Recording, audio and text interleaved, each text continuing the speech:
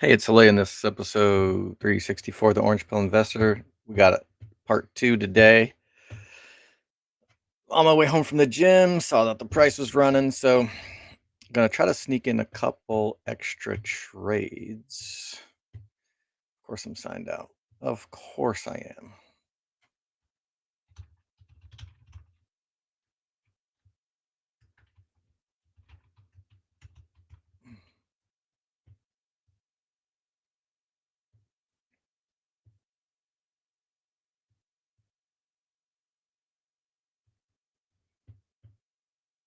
I guess the market was waiting for Josh's signal to go all long.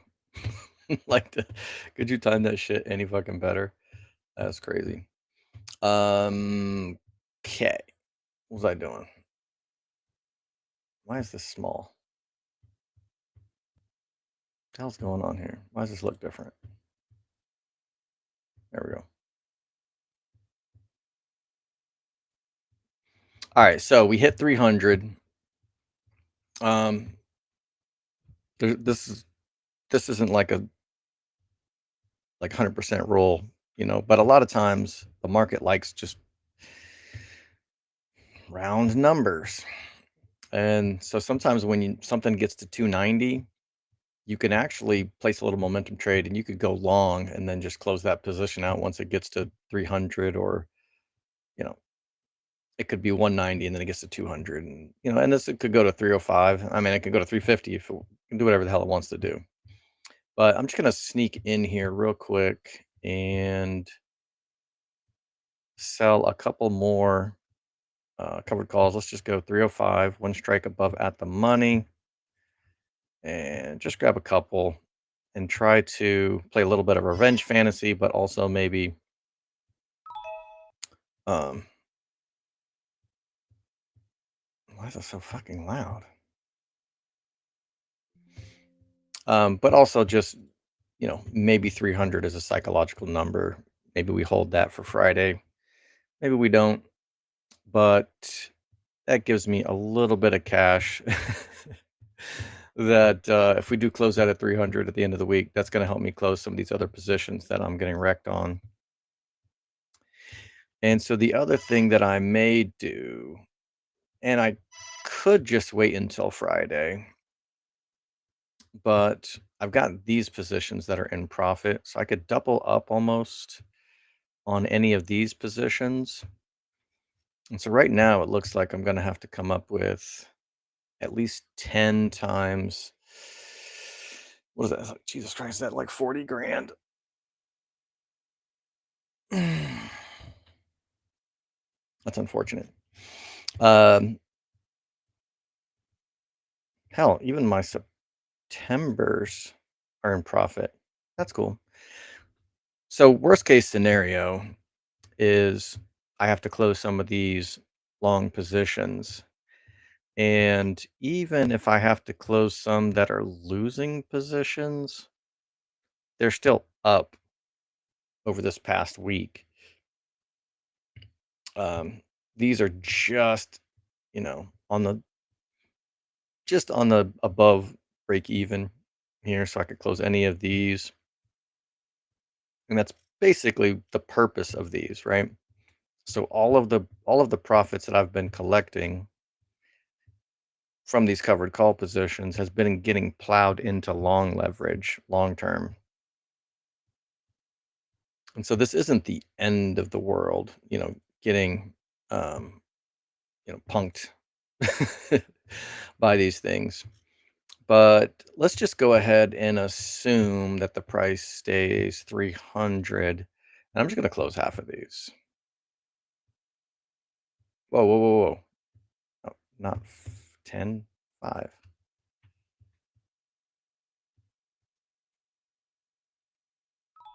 That doesn't really put a big dent into the 40 grand I got to come up with. But if the price does come back down, that'll give me a little something. So where are we? Are my shares even in profit? No. My cost basis on my shares is 350. So do I add 10, 20, 30 shares? No, not, I can't get 30 shares. 25 shares. And if the price does go up between now and Friday, I can just peel off some of those shares if I want, or I'm kind of in the shares accumulation phase, or I could just leave some cash. I know I say cash is trash, but we can leave we can leave a tiny amount of cash for 2 days. And my justification on this is, I was selling the 260s 5 days ago for less than I'm selling the 305s for with half the time. So a full trading week was getting me, 3% return on capital. Now I'm getting a 3% return on my capital in half a trading week. And let's just look at, now this could completely blow up in my face. The price could be 325 by Friday. So this is not a lock by any stretch. But the percent change in the 305 today, it's up 158%. So if I had sold this call yesterday, it would be underwater big time. So you buy low, sell high. This doesn't mean that it won't be even higher on Friday. I could have to pay 2,500 or something if this closes at 325. Um, but it's a hell of a lot higher than it was yesterday. So just trying to sneak in a couple of little trades here, and maybe 300 will be some kind of psychological block. Maybe a bunch of people have a bunch of limit orders to take profits at 300 if they were buying the dip at 225, or how low did we go last 2 weeks?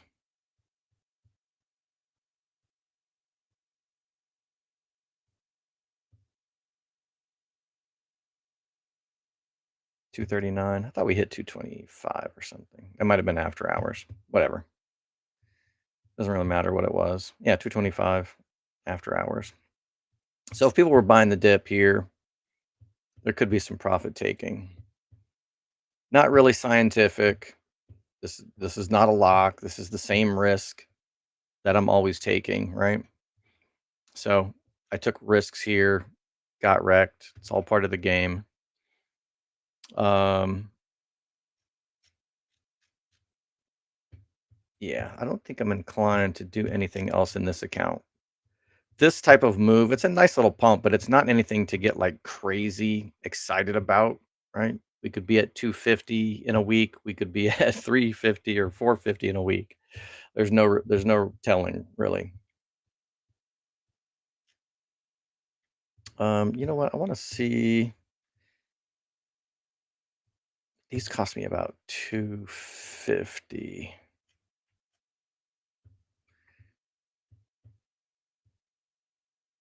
What are these closing for right now? Slight profit. Yeah. So I could take these off too if I wanted to, just to clear some capital in order to pay for getting wrecked on all of these covered calls. Now, the real problem is going to be, I was planning and the market always has other plans, but I was hoping I would be able to close these over the next couple of weeks. I've only had these on for 8 days. So I was kind of targeting that 314 day, planting a a flag on 314, and maybe I was eyeballing closing these. So if I attempt to do that, I'm gonna get wrecked on all of those positions. So I might just have to admit, um, that I screwed the pooch on these, especially when they're most of these are 43 days to expiration. They're going to only be like 35, 32 days to expiration next Friday. So there'll still be a good chunk of extrinsic value left in them.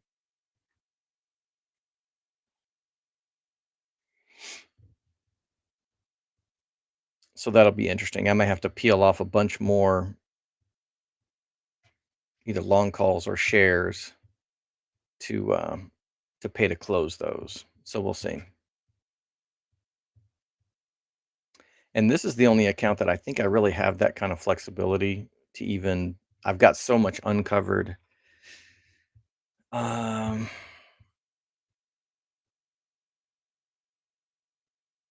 do I have anything in profit? Okay, so my September 1080s are in profit.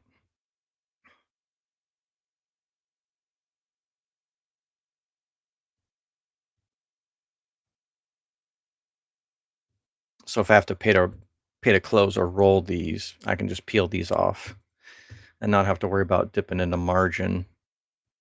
I'm trying to figure out a way that I can take some profits here at 300.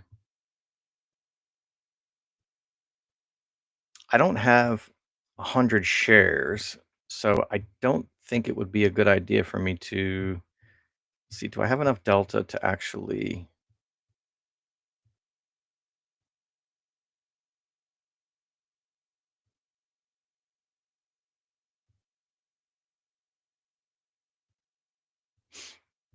These should be matched up here. Let me just group these.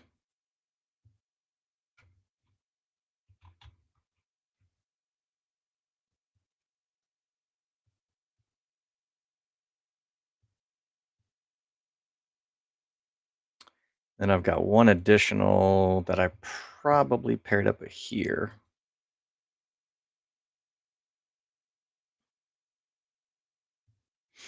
Yeah, I've probably got enough delta that I could add another covered call at this point, but think I think it's a little bit risky. So actually, so the only thing I could really do here, if I did want to participate in this little mini rally here, do I have anything for profit? Yeah, I had these Septembers.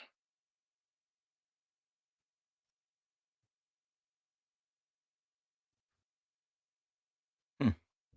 My December 380s in profit. That's interesting.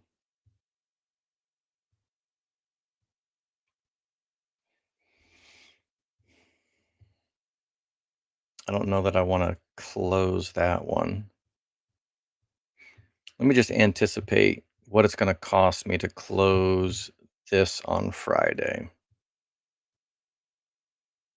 Oh, wait, that's 30 days to expiration as well.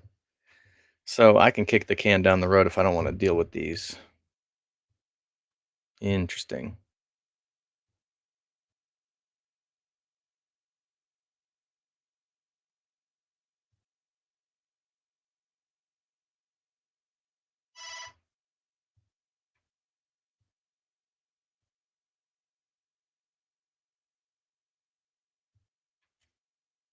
Yeah, I can't help but just scrape a little bit of profit. So this is almost a 2x profit here. I'd like to get 12, but we just sell two. Yeah, just one. One's good. At least I can say I participated.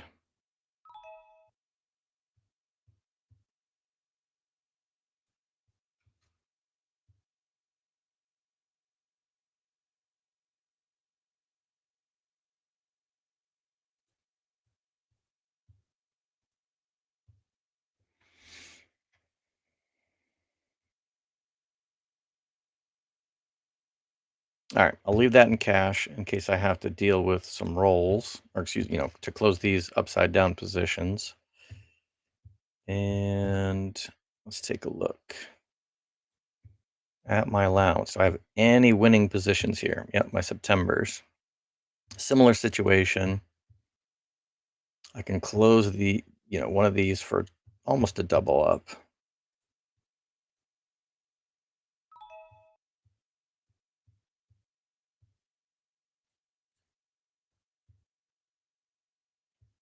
And I'll save that cash in case I want to close this out before March 14th.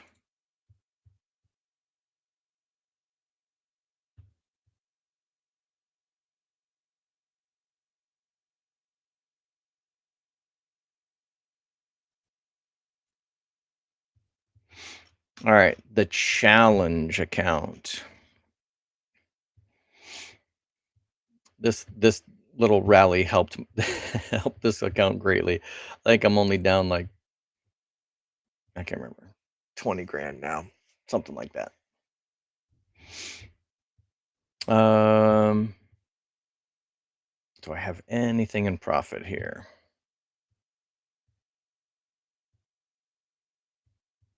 Not really. So I think I will just wait and see what the damage is on Friday.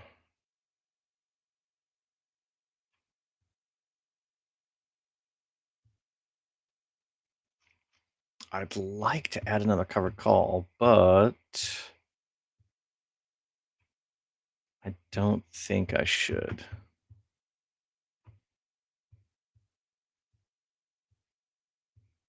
All right, the 5K account. The only thing that I would potentially do would maybe to take a look at these 1080s. Average cost is 364.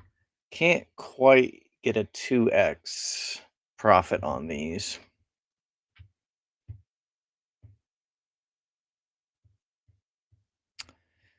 But should I close one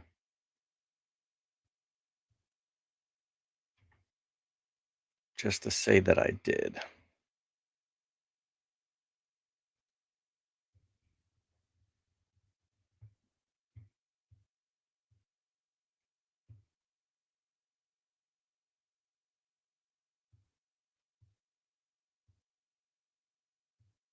Yeah, let's do it. I'm going to sell to close one of the four.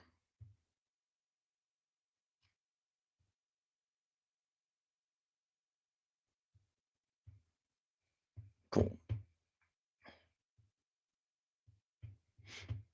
Should give me a little bit more cash to play with.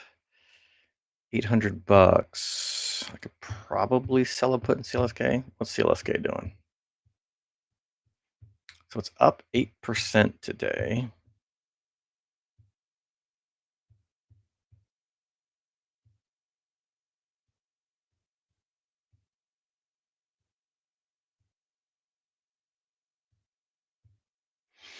2% return on capital in half a trading week. So that's not terrible. But I think I'm just going to leave a little bit of cash in here as well, because I might need it if I want to try to close these bad boys out. We'll see. Or if the price goes back down. Maybe I'll just use that cash to buy the to buy the calls back cheaper. All right, I think that's it for now. Let's check the chat. Oh, yeah, I got in a rush. I can already see the comments about removing the chat.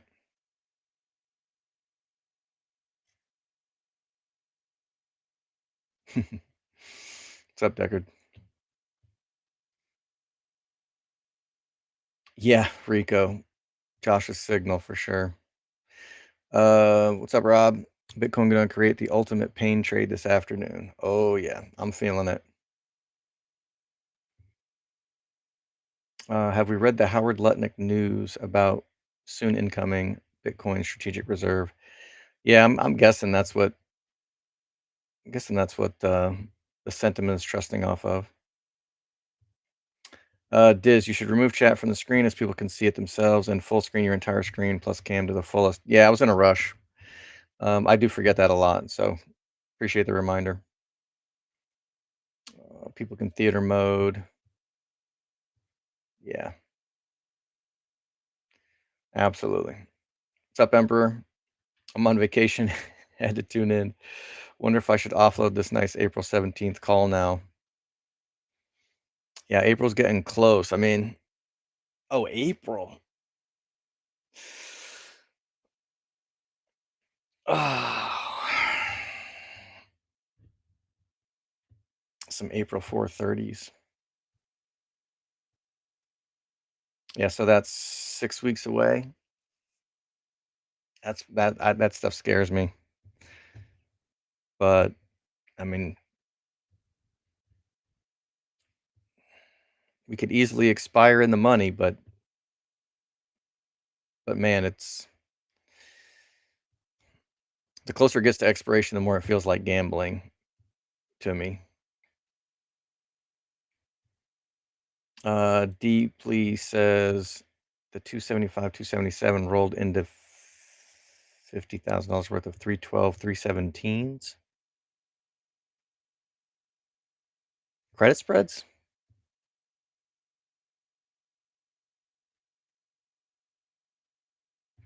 Oh, were we missing YouTube? Deeply says not all the messages show up in your video makes the ones that got through miss context. Hmm. What's up, Snowy? Is this us out of the flannel channel? Or do we dip back? Yeah, I try not to make any predictions on that stuff. Um, I take all my risk up front. So as soon as I enter the trade, I basically tell my, when I go short, I mean, I basically kind of have an agreement in with myself that I don't panic. So if it expires in the money and I have to pay to roll or peel off some shares or peel off some long calls to pay for it, um, I, f- I basically align myself with that expectation when I open the trade. So I'm not really I'm not banking on it going down or up, really. Although Josh is Josh is pretty much hammered it almost exactly. Like if this is the beginning of the rally, like maybe it came a week early, but I mean calling Bitcoin, we went down to 79 or whatever. And if 84 becomes the base, like if we get higher highs and higher lows off of this, which is basically what we need to see. So 79, 84, 82, 84, whatever. So the next high we need to be over 95 before we can really start getting crazy optimistic. So we've got one higher low that we can put in the books. And this could be our first high that we need another higher high of. And then, of course, it's got to clear 96 before it can get to 100, before it can get to 110 and 120. So this is really early to call that the rally started. And as long as we don't fall below 84, then 84 is the base for now.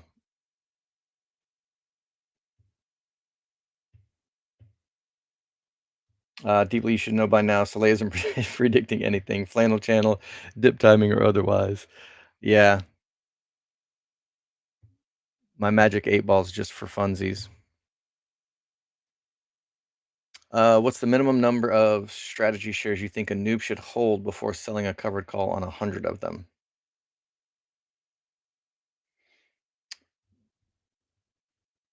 Yeah. So that exercise looks kind of like um, imagine the worst case scenario on a rally. And historically, it's not uncommon to get a 4x. So we're at 50. This is February. And then in March, we were at, I think it did hit 200. This is very imprecise.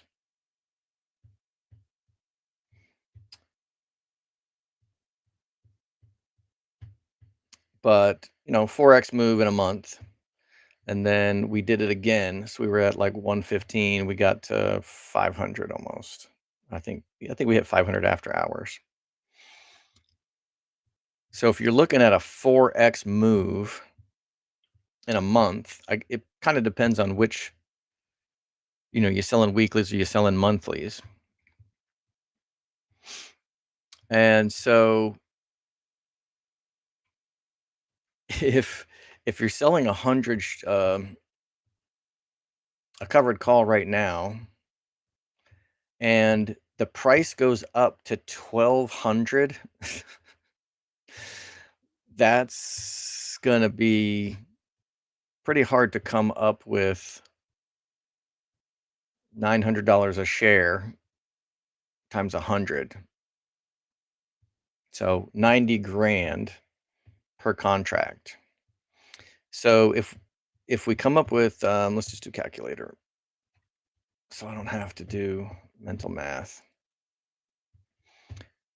So that's I'm gonna make that the worst case scenario, but worst case scenario could be it goes to 2,000, but you have to pick something and make that your base case.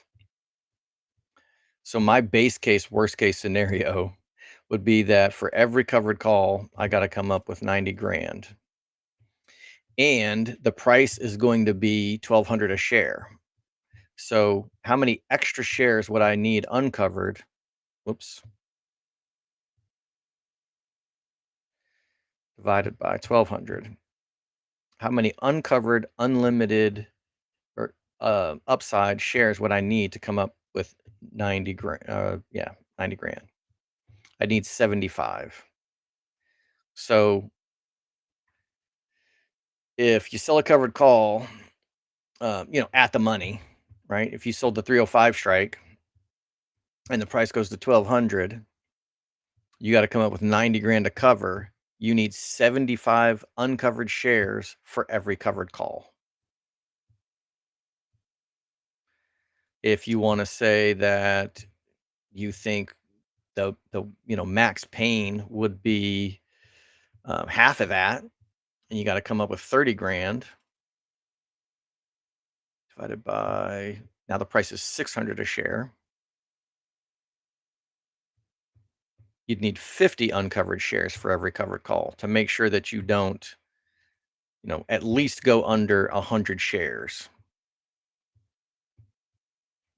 If the price goes to 2,400, that's 21 $210,000 you got to come up with to prevent your shares from getting called away, divided by, what did I say, 2,400 a share.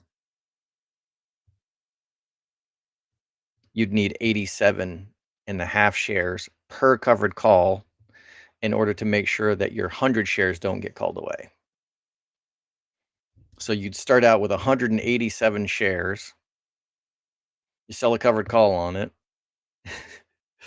and then you'd be able to sell 87 and a half shares to prevent your 100 shares from getting called away. Um, Basically, back in March, I figured out that this was pretty rough, pretty brutal to anticipate and deal with. I sold the 1,400 strikes when the price was about 1,200. This was pre-split back in March, and I had to. That was on 3 covered calls. So to roll them, the price went to like 1,700 a share. So I had to pay 30 grand per contract. I did pay to roll 2 of them, and I let 100 of the shares get called away. And so that was kind of like a wake up call for me, that I realized it takes a shitload of shares to cover your covered calls. um, so that's why I started stacking long calls. So that's why in this account I have 36 1080s, and I've got, well, I have a bunch more different positions in this account. That's why I've got, well, I had 20 of these. I think I sold 10 the other day. And then I sold another 5 today. That's why I have these 375s. That's why I have these July 1080s. That's why I have all of these long calls. 21 of the June 1080s. If the price really rips like that, the price of these are gonna go through the roof as well, and I'll be able to it'll be more, efficient to sell long calls to pay for that, to pay for getting wrecked on these than it will be to, pay off pay with shares.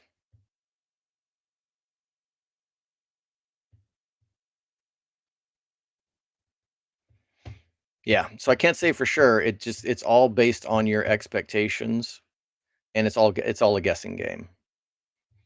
The higher the price goes, the more shares you need. So if the price went to 300 or excuse me, um, 3,000 a share by expiration, you might need 100 shares for every 100 shares that you sell a covered call against.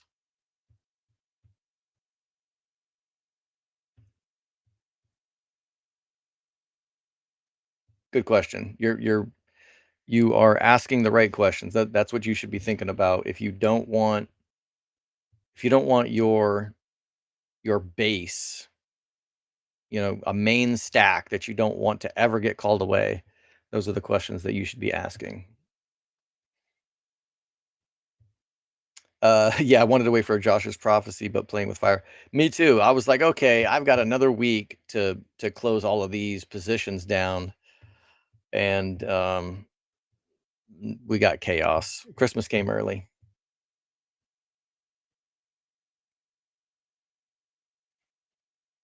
Yeah, one of the things that I like to do is something like, these Septembers are almost a 2x profit. So a lot of times I like to sell half for double, and now the worst that I can do is break even. Um, you could sell 3/4, and the worst you could do is a profit of some kind, and let a couple other ones run. But it's also, I mean, it's not like you're not irresponsibly short if you take off leverage and use that money to buy calls. Like if we do get a rip from 300 to 450 on short order, I mean, shares are still having shares is still profit, right? I know it feels better getting these 2x's and 5x and 10x on options, but so it's okay to hold spot, or it's okay to you know sit in some cash. I talk a lot of shit about cash is trash, but it's really not, especially as a trader. As a long term investor, it starts to become even more true. But if you're trading in that stuff, it's not the end of the world to have a little bit of cash on hand. Snow said thoughts on Josh going with cash secured puts today. Would you ever use this strategy? Oh yeah. So um, I look at cash secured puts and a covered calls as basically identical strategies, because if I have cash, right? If I have 30 grand in cash, I can sell a cash secured put just at the money and I can get 1100 bucks. Or I can buy 100 shares and sell a cash secured put for 1,000 bucks. The profits are almost identical. And the only reason that the cash secured put is slightly more profitable is because the price is closer to the 300 strike than it is the 302.50. If the price was like 302.37 or something, then the covered call premium would be slightly higher than the cash secured put premium. And you kind of figure that out when you're running the wheel, which have done a ton of. And so, yeah, I'll sell a cash secured put at whatever strike I want. And I'm not sure if what strikes he's selling them at, but if he thinks there might be a pullback to 285, maybe he's selling the 285 strike, collecting, that would be 1.5% return on capital. And if he's forced to buy the shares at 28.5, That's a little bit of a discount off of the current price. So I don't know if he's using that as an entry position to accumulate more shares, or if he's just using that cash to try to generate more cash. Either either either goal is perfectly fine, but but it makes no difference to me, right? So that's $15 under the price. If I wanted to sell a call at the 315, oops,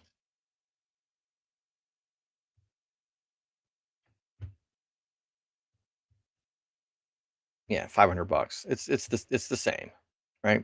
You can buy 100 shares, sell a covered call. The premium's going to be the same if you sell a cash secured put. So, um, yeah, it's just a defined risk trade, pure and simple, right? It's using your cash to generate some premium, and it's a um, limited upside bullish strategy. That's what a cash secured put or a covered call is. And selling the cash secured put may have some tax ramifications as well, right? Like if you're forced to buy the shares at 285, right? You sell the 285, you're forced to buy them. Now that's your cost basis, um, versus buying the shares outright and then selling a covered call. Now 300 is your cost basis, and that's going to change your average share price or something. But yeah, I mean, I love the selling a put, selling a covered call. They accomplish the same thing for me. Rico, yeah, it hit 2,000 even on March 27. Shit, I'm a little behind. What are we even talking about now? Oh, March. Yeah, yeah. Thank you. Um, Talking about back in March when we hit 2,000 a share. Appreciate that. What's up, Dr. Van? What are the lowest strikes you own on your long calls? So I've got long calls that serve different purposes. So you can see that these ones that are paired up for poor man's covered calls, I purchased deep in the money calls in order to sell covered calls against them. So when I buy something that's point 0.8 delta, I don't do that for leverage for a rally to the upside. So the lowest strike that I have on the poor man's covered calls are these 200 strikes. And then wait, did you ask for lowest or yeah, lowest strikes? Um, and so then on my long calls, I've had these December 530s for 125 days. And my plan was basically to just ride these out through September, maybe. What's 3 months before December? Yeah, maybe August, September ish. And then the September longs that I bought, these are not for poor man's covered calls because they're out of the money, are the 375s. So these are probably the lowest I bought. And I decided to participate when grain came, he showed the gamma delta curve. And if um, the gamma acceleration curve is maximally around the at the money price. So I decided to go ahead and participate, slightly out of the money. I think the price was probably 300 a share when I bought these.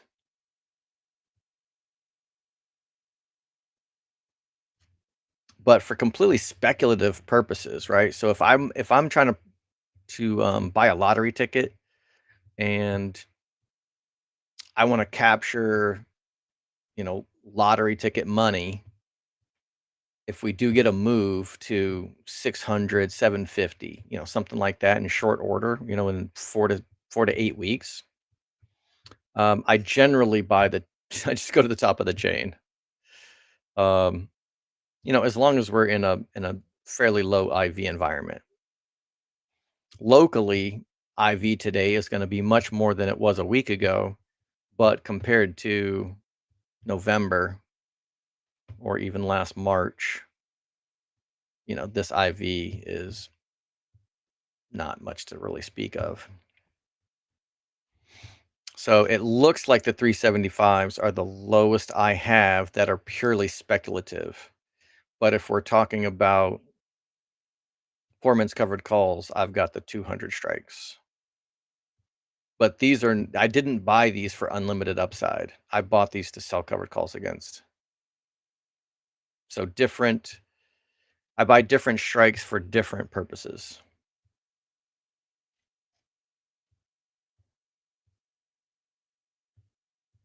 You're absolutely welcome. Have you spoken to any of the True North crew about the recent price movements and what do they think? Um, well, the nobody's been bearish that I've, within our conversations, but a nice rally like this just brightens everybody's spirits, right? Like, I mean, everybody's feeling this shit. There's nobody who, well, unless you have just fucking insane intestinal fortitude, um, Bitcoiners should be used to it more than others. Um, but when you're looking at your total portfolio in November, and then, if you still had a lot of leverage that you didn't close out here, and then you're looking at your fucking account here in March, um, and all of Twitter is just, down in the dumps, and uh, I quit my job right here. Oh shit. I quit my job here. I put in my 2 weeks, like, probably here. Um, and so ever since I haven't had an income, like, this is what I've had to deal with. So this is definitely a psychological battle of wills, but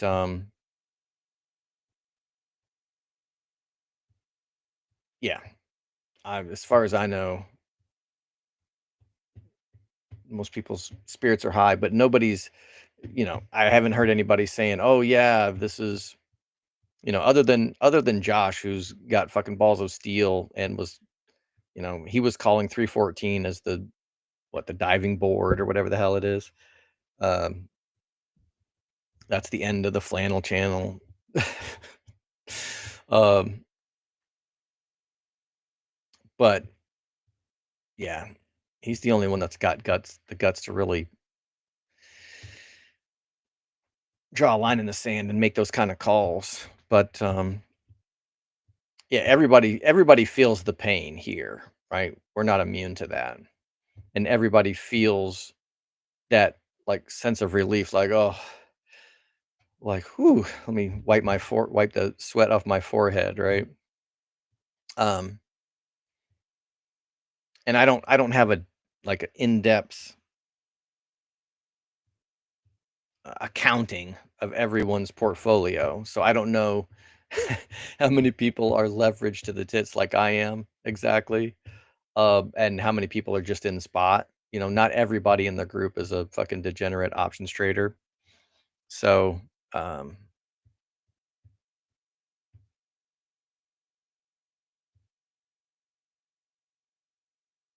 yeah, I mean, for the most part, people are just saying privately what they say publicly. So, looking forward to the call tonight as well.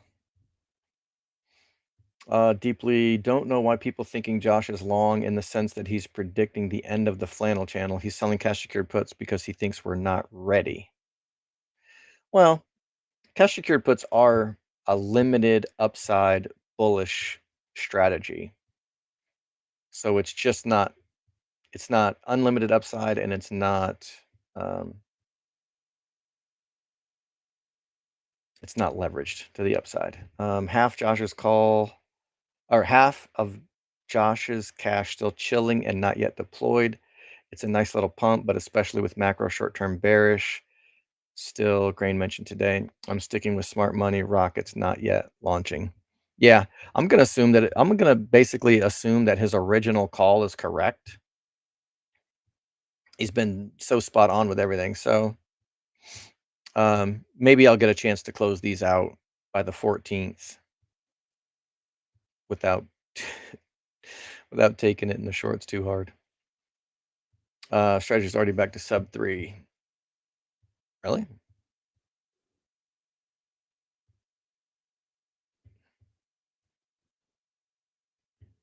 Is that while I was yapping? Have I been talking that long? No, we didn't dip back into 3 again, did we? Maybe we did.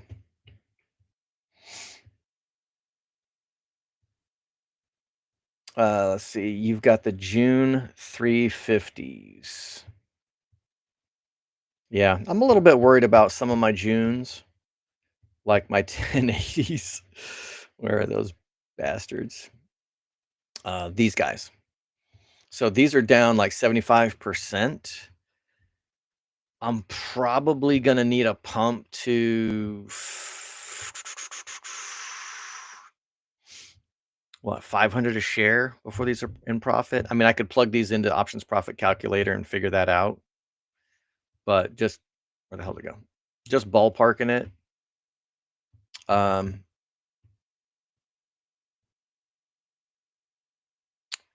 and if I hold to my strategy of not liking to hold these under 90 days to expiration, I've only got 17 days, which gives me till March 22nd to shit or get off the pot with these.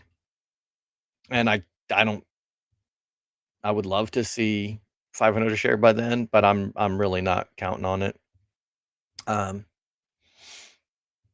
so whatever these are worth, if they're still worth $4 a pop, and let's just say I'm like, okay, I don't want to hold these under 90 days to expiration. I may give myself an extra 2 weeks just in case we do launch. Um, but I could just roll them out an extra 30 days and roll to July. And if I did that now, I've got 20 of them. Yeah. So 20. Oh, and they're basically 50% more expensive, right? Every single one I could sell for 400, but I can only buy the Julys for 50% more. So I just wouldn't be able to get as many contracts. If I sell them for what, 8 grand, then I'd have, what could I get, 12 of these? Yeah. I'd have to sell 20 Junes and I could only get 12 Julys. If I want to stay as long as possible with the same amount of money. Um, but yeah, I'd be much more optimistic if I had the 350s.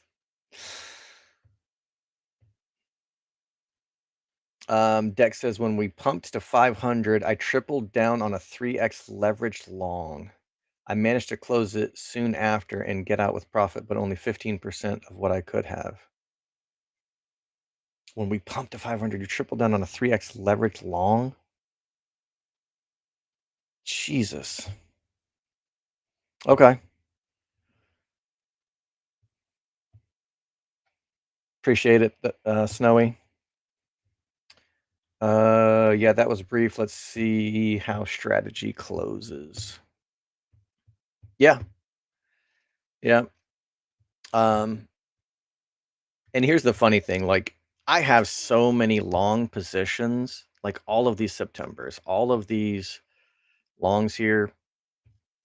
I'm hoping we do go to 325. Like, I hope every single one of these frickin' short, covered call positions that I have get absolutely destroyed because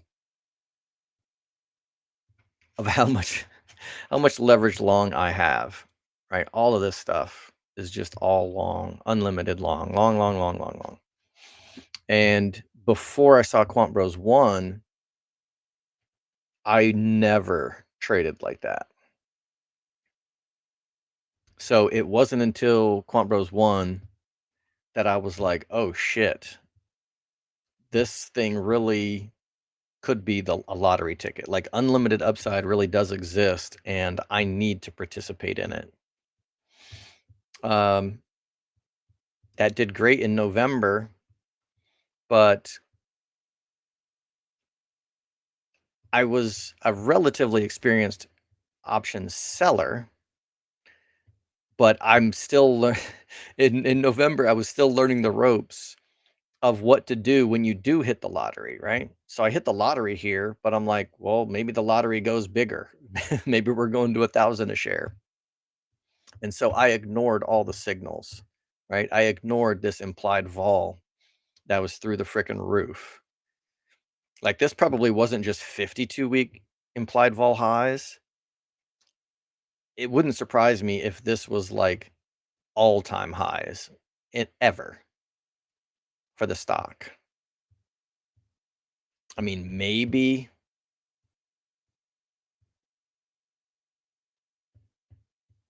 when did they initially go nuclear, right? Didn't they adopt the Bitcoin strategy back here? So when they went from 15 a share to 75, I'd like to see what the implied vol chart looked back here. Like maybe it looked like this, but this was just an absolute slap upside the head for an option buyer. Like, and it should have been obvious to an option seller too. Like this was prime option selling territory, and I knew that, but it didn't occur to me like, oh, you know, selling to open a covered call is really no different than selling to close a long call. So if you're doing one, it might make sense to do the other as well. So I missed out on booking a shit ton of profits here. And I'm definitely going to try to do my best not to make that mistake again.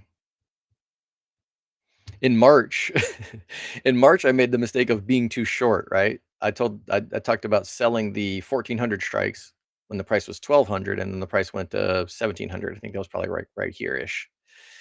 And so I was too short here.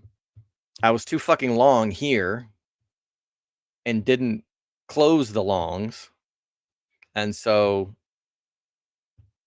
you know, expensive lessons that um hopefully will make me more money in the future. Tom Sosnoff, the guy who I don't know if he still owns Tasty Trade. I know he still participates, but I can't remember if he still owns it or not, or did he if he sold off some interest or whatever. But that's what he does. He creates trading platforms and then sells them off for profit. Um, he's a I wouldn't say a pure option seller, but he's definitely agnostic about price. If you take a position and you're bullish on something, he will automatically short it just because most people are wrong all the fucking time. Um, and I can't remember why started telling that story. It was about uh, it was about this, but anyway, um, yeah, he doesn't really go for price predictions at all. He's just for the most part watching implied volatility and waiting for mean reversion to occur.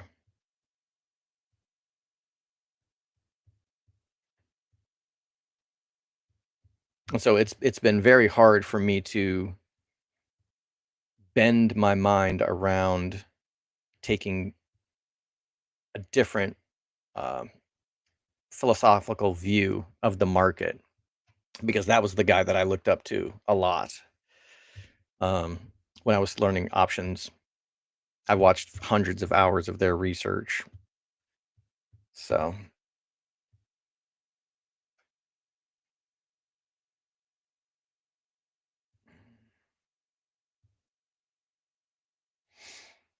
never seen Quant Bros 1. Is it worth to go back and watch it? I've seen every True North since October. I would.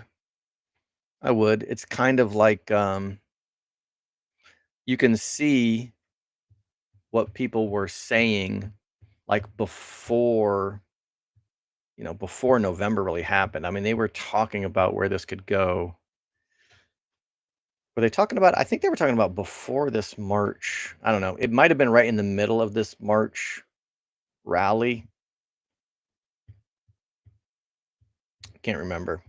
But yeah, that was eye-opening.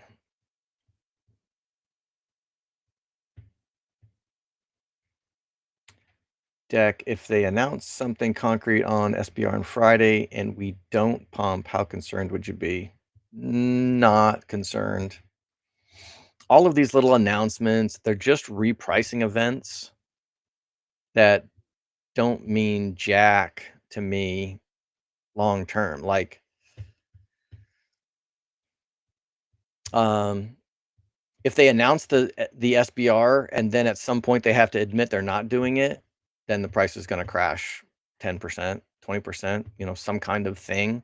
But as far as Bitcoin is concerned, you know, if we don't get an SBR, do we get this, right? Was this FTX? I can't remember this, or this was what was the black swan that fucked up this rally? Um, maybe it crashes the market and then we recover, and maybe we don't get, if we were going to get 250, maybe we only get 175 this rally, or if we were going to get 500,000 Bitcoin, maybe we only get 250 or something. It it could hurt, but it's not going to stop um, other countries from adopting it. I think some of the states within the United States are adopting it.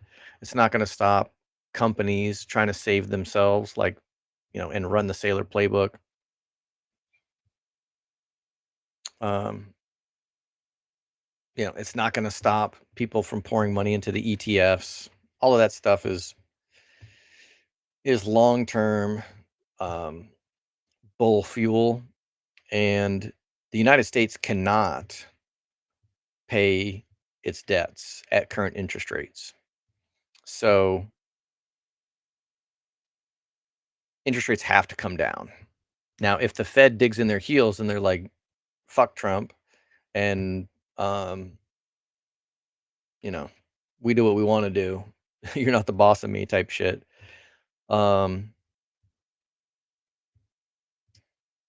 then Trump probably just tanks the market on purpose. And so does Bitcoin drop to 70? If that happens, maybe. Strategy drops to fucking 175. If that happens, maybe. Um, but if that does happen, if the SPY falls 20% in short order, then the Fed will kind of won't have a choice. They'll have to lower interest rates. The only way that the United States government can survive their debt is and without causing worldwide a worldwide depression, is probably through a soft default. Meaning they just have to print money and devalue anyone holding cash. That's who's going to pay for the default. If they outright default, that would just cause chaos throughout the world. If they just said, fuck y'all, we're not paying our debts, that's a straight up default. That would just send the entire world into darkness. So I can't imagine that that's going to happen.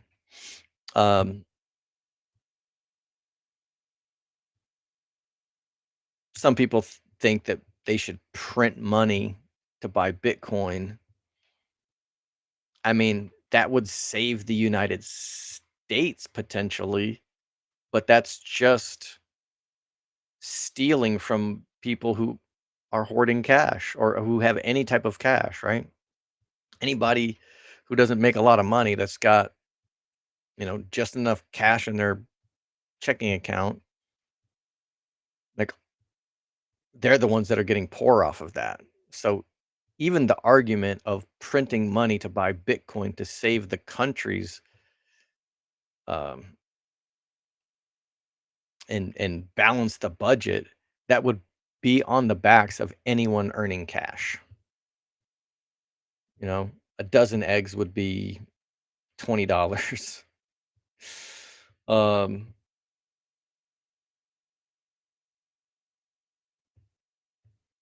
yeah. So Bitcoin's going to the moon. There's no way that they can deal with the debt without printing up a storm. So if we don't get SBR, not worried. If we don't get FASB, you know, SPY inclusion in Q1, like if the earnings for strategy underperforms because Bitcoin's at 75K or something, um, that's short-term pain. But then maybe we just have to wait till the second quarter to get into the SP 500, or maybe the third quarter, maybe the fourth quarter, or maybe we have to wait until next cycle. All of those things are going to be short-term um, pricing events, but I can't imagine that the United States can figure out a way to get out of the debt situation without devaluing the dollar, which means higher Bitcoin prices. So on a scale of 1 to 10, I don't know, like a zero 0.5. Long term, that is.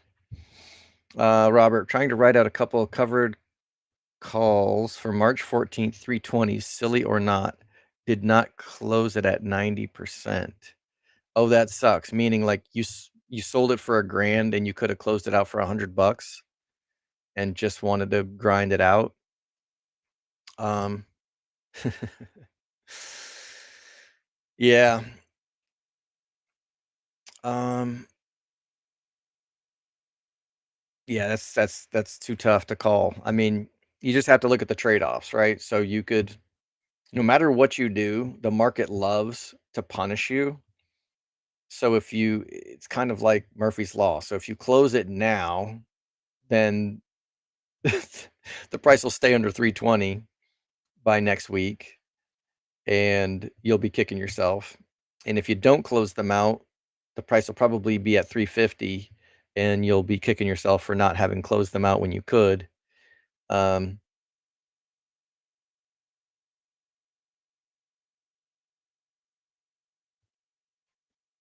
I generally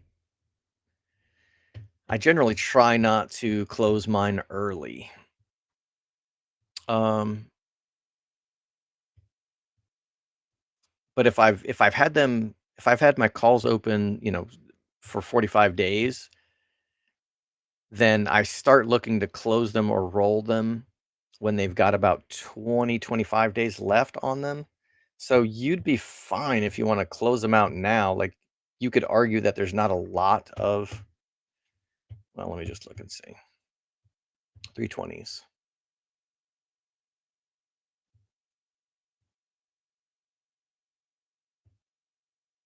What's it going to cost you? $1,400. So there's almost 5%, return on capital that you could collect in 9 days.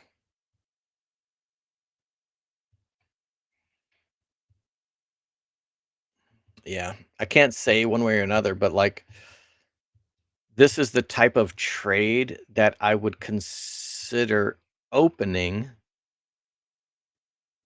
it's only 9 days away and it's collecting a good amount of premium for this amount of money.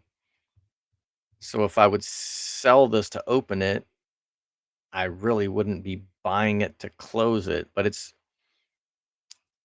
if this price action is spooking you and you're not going to be able to sleep, that can be more important than the mechanics of the trade. If it's giving you any anxiety whatsoever, then it's probably a trade that you shouldn't be in. Um, and like, do you just have a couple of them? And like, you say you have a couple, but like, do you have two covered calls on 200 shares? And if you get fucked, like those shares are getting called away, or do you just have like two covered calls on 1,000 shares? And you don't have to put that answer in the chat, but just ask yourself that question. Like, if you have two covered calls on 1,000 shares, that's not that big of a deal. But if you have two covered calls on 200 shares, and if it's going to like break your heart because 100 shares get called away because you can't afford to cover, then that could be more important than the mechanics of the trade and whether it's smart to close them out now or not. If it's just money and it's not that big a deal, me personally, I try not to do anything until expiration. But if that was a trade that I had open for 4 weeks, I might exit that trade. I've collected a bunch of extrinsic value, and maybe it's not worth collecting the rest. I've got 5 minutes left. Should I sneak one more covered call in here? Just really tempt fate? Why not?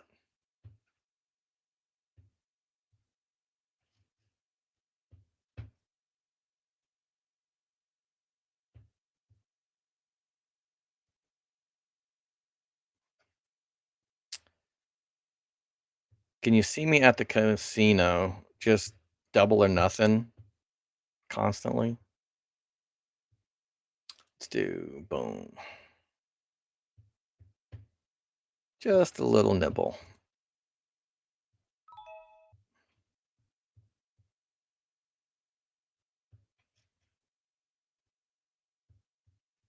All right. Crossing my fingers, they all get wrecked.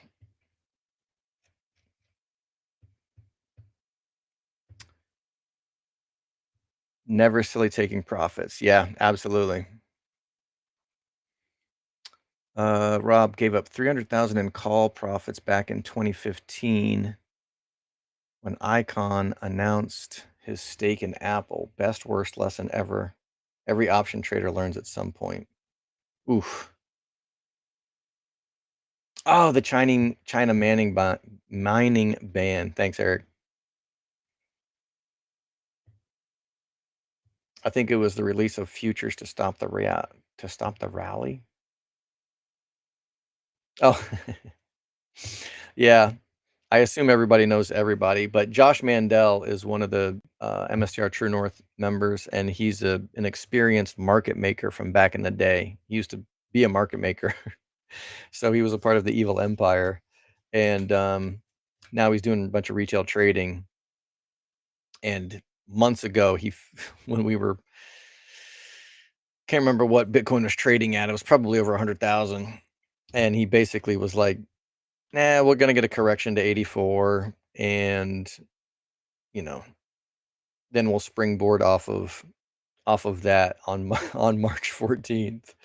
So we've got another 9 days to see if how accurate that prediction was. I mean, he already called the 84. That happened like 10 days early before the 315 or 314 target date. But he did update his account today that he closed all of his short positions. So I think he had some IBIT puts that he bought, and he had a bunch of covered calls that were expiring on 314, and he covered them all. Like, no bullshit, he covered them right before this fucking rally. So it's just insane. So maybe he is still secretly a market maker. I don't know. Um, Josh Mandel. I think he's Josh Mandel 6. So there's a few copycats. If you're looking for him on Twitter, make sure you're getting the right one.